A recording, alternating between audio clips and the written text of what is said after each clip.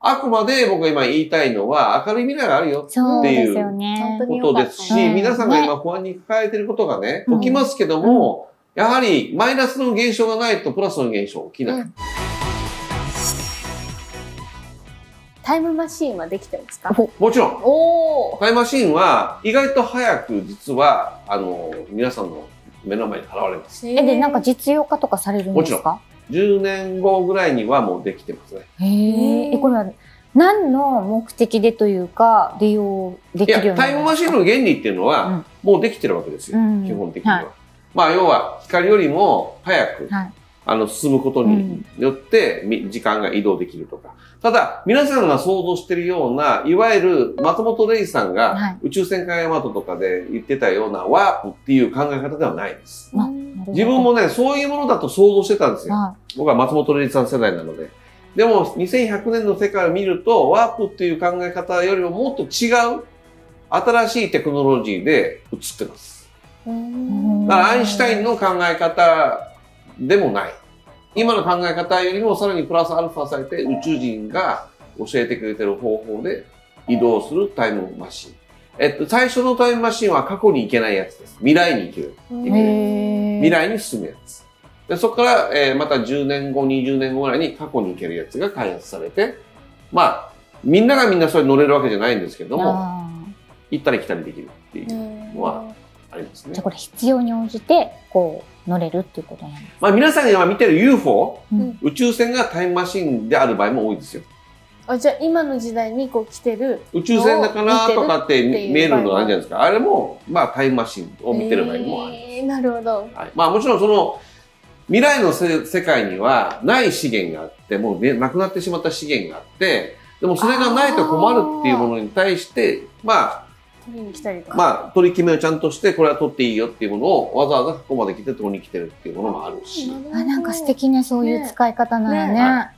ただやっぱりその時代のことに対して交渉しないとか、そういうものはちゃんとルールとしてあるみたいですね。乗ってみたい？タイムマシン。乗ってみたいかな。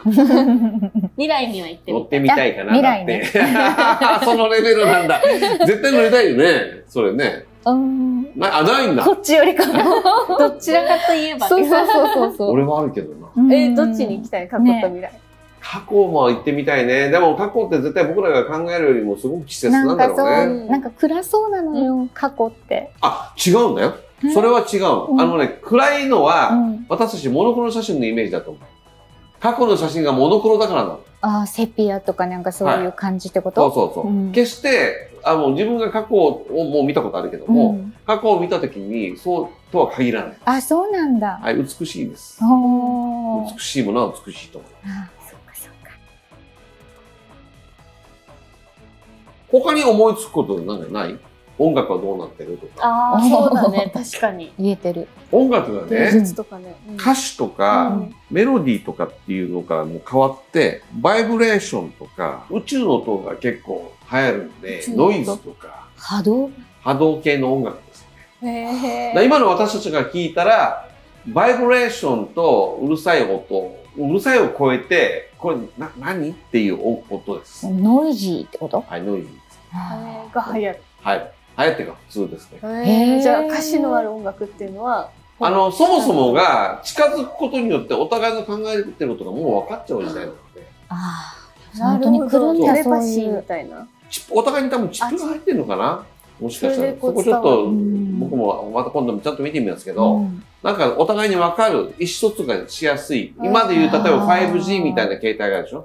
それの 20G とか、30G とかわからないけど、そういうもうちょっと容量の大きいものが体に入れられるかもしれない。そういうことによってお互いの考えていることが、あまり物を言わなくても交流しやすくなる。すごいね。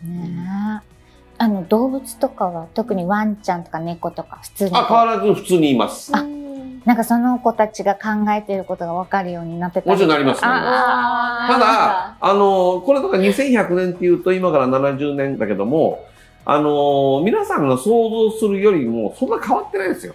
もちろん空中都市ができてたりとか、地上があったりしますけど、普通に恋愛もするし、食事もあるし、生活はあんまり変わってないです。逆にこういう、レトロじゃないですか。70年前の今のあるものっていうの。そういうのを大事にしようっていう動きもあるから、ジーパンもあるし、ジーンズもあるし。じゃあ服とかもあんまり変わらない。服はちょっとね、変わってる。あ、ちょっと変わってる。なんか宇宙っぽくなってそうじゃない？宇宙っぽくなってる。その大気に対して、大気がやっぱりちょっと変わっているので、大気に対して対応できる服みたいな。体に悪い影響を及ばさない。病気を治す技術はあるんですけども、やっぱり外的な体に受けてるマイナスが分かってきて、宇宙船とかね。いろんなものが飛んでるでしょ。そういうのに対して守るためのコスチューム的なものにはなっている。だけど趣味でそういう昔の服も大事にするっていう。それやってないと死ぬってことじゃないですから。宇宙服みたいな感じじゃなくて、体の健康のためにそういうのをした方がいいよねっていう。そうです。そういうデザインになってます。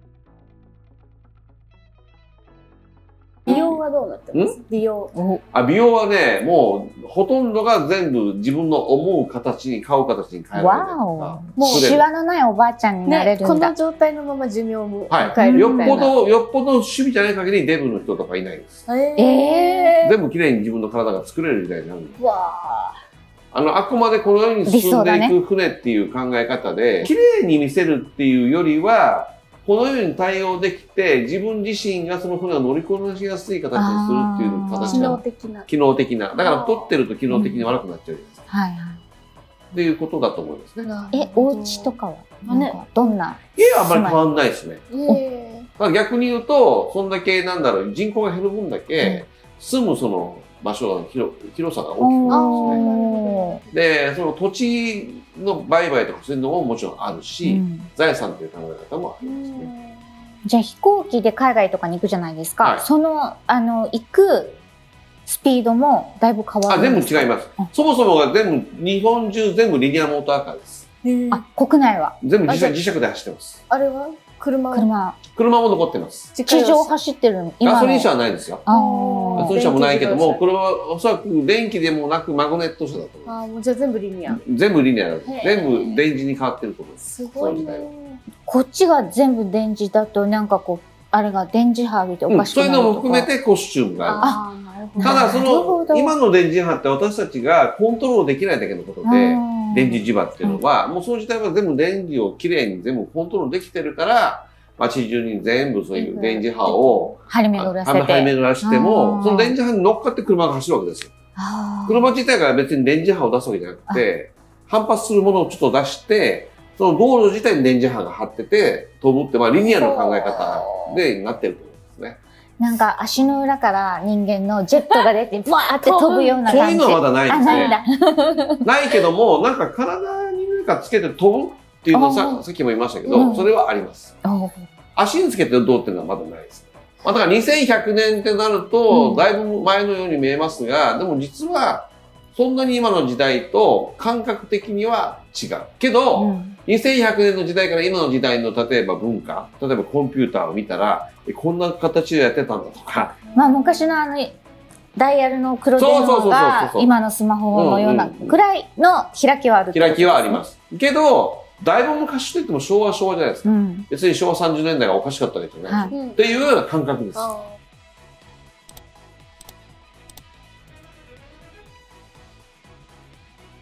日本人のやっぱり凄さっていうのはね、これもあまり語られませんが、明治維新から2008年までの人口増加って世界で1位って知ってました？知らない。世界一の増加率なんです。すごいね。そう。だからやはり日本人って何らかのやっぱり力とか技術とかポテンシャルをなんか持たされてるよね、日本人って。でも逆に言うとマイナス面で言うと自殺率も世界で1位ですよ。っていうふうにやはりプラスマイナスのやっぱりコントロールだと思うんですよね。未来って考えたとき。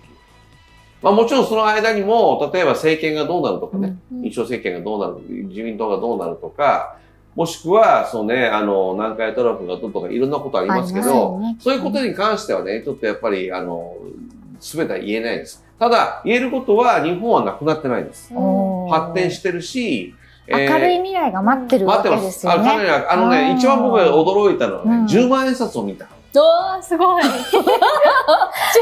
1万円を10枚くっつけて10万円ですみたいな。10万円札がありました。つまりインフレが安定して、もうそういうふうにして世の中的に安定した時代になっているということです。10万円札ができること自体が、もうインフレが安定しないと無理なんで千節とかもないんだろうね。あります。ある。1000円もあります。小銭はない。小銭もあります。あるけども、基本的には全部もうカード決済です。電子マネー。電子マネーです。基本は。ただ10万円札もあります。札が全部なくなるわけじゃない。紙幣がね、ってことですね。紙幣という形はある。ご飯はそういえば。ご飯も、チューブっぽいですね。普通のものも食べるんですけど、普通のものも食べつつ、体の栄養バランスを取るための食事も必要。っていうことが分かってきていて、まあ、これも食べながら、まあ、美食で食べるみたいな。栄養補給はもうそういう。栄養補給というか、基本、食事の基本的なものは、今の食べ物の取り方ではないくなると思います。もう移行してるのかな。その2000、例えば200年とかになってくると完全にチューブになるかもしれない。それは移行期間の間で食べ物も食べるし、チューブはもう食べてるんですね。今のバランス栄養食みたいのがもっと主になっていって、健康保険食みたいになっていくと思います。なるほど。じゃあ今で目の前の美味しいものはやっぱり食べてた方がいいね。そうね。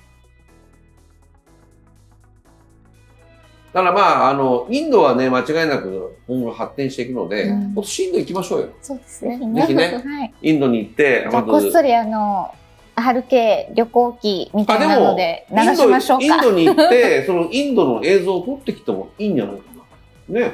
そういうのもみんなで見て、今のインドこうですよっていう。今スタッフが慌ててるかも。予算はどこからみたいな。いや、予算は全部僕が出しますよ。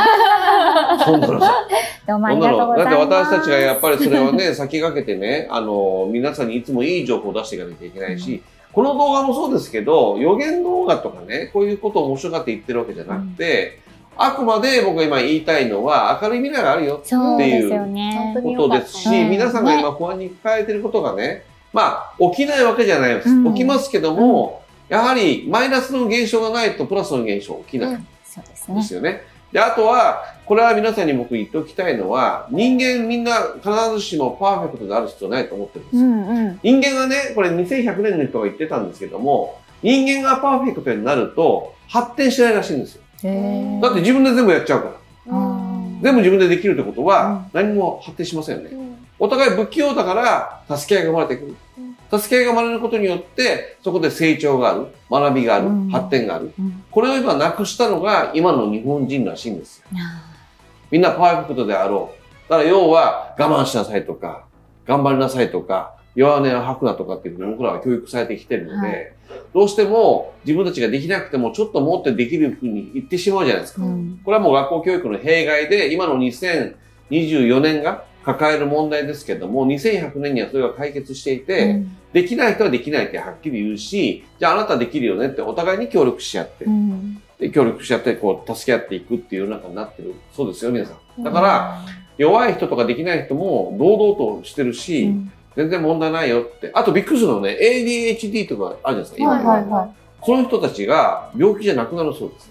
ニューロンとして、新しい、新しい、何ですか、人類として認定されていく。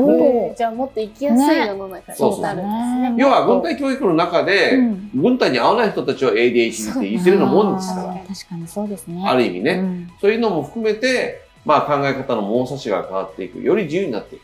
ただ、一個、ちょっと残念だなと思ったのは最後にね、大和魂とか、日本の国がどうとかっていうナショナリズムはだいぶ少ないかもしれない。なるほど。もっともっとその海外の考え方がグローバリズムがってことが入ってきてるっていう。今でも 0.3% の人口は海外の人が今やってますけどね。そういう意味では、新しい人たちが入ってくるっていうことも含めてね、心づもりはしてた方がいいし、今見てる皆さんも、そこまで生き残っている方々もたくさんいますので、そうですね。ぜひね、新しい未来に向かってね、不安にならずにね、希望をね、希望を持本当にこってう抱いてね、抱いていきましょう。今よりも悪かった時代は実はないんですよ。